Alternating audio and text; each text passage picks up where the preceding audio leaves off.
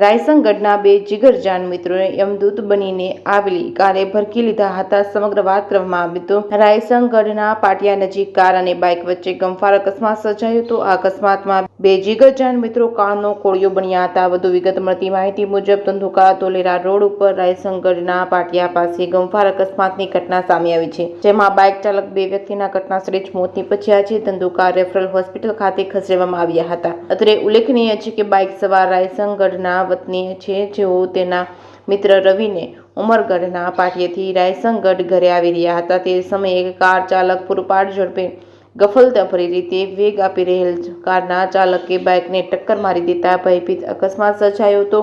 આ બંનેને બાઇક સવારને હડફેટે લેતા ઘટના સ્થળે જ મોત નીપજ્યા હતા, જેમાં રવિભાઈ સામતભાઈ ઓળખિયા ઉંમર વર્ષ 18 રહે રાયસંગઢ ધોલેરા અને શૈલેષ ઘનશ્યામભાઈ માંગરોલા ઉંમર વર્ષ 19 રહે રાયસંગઢ ધોલેરા. 5 બહેનનો એકનો એક ભાઈ છીનવાઈ જતા પરિવારમાં શોકનો માતમ છવાયો છે. અકસ્માતની કરુણ ઘટનામાં મૃત્યુ પામેલ શૈલેષ ઘનશ્યામભાઈ મગરોલા પરિવારને લાડકવાયો છે. પરિવારમાં 5 દીકરીઓ પછી શૈલેષનો જન્મ થતા પરિવારમાં ખુશી હતી.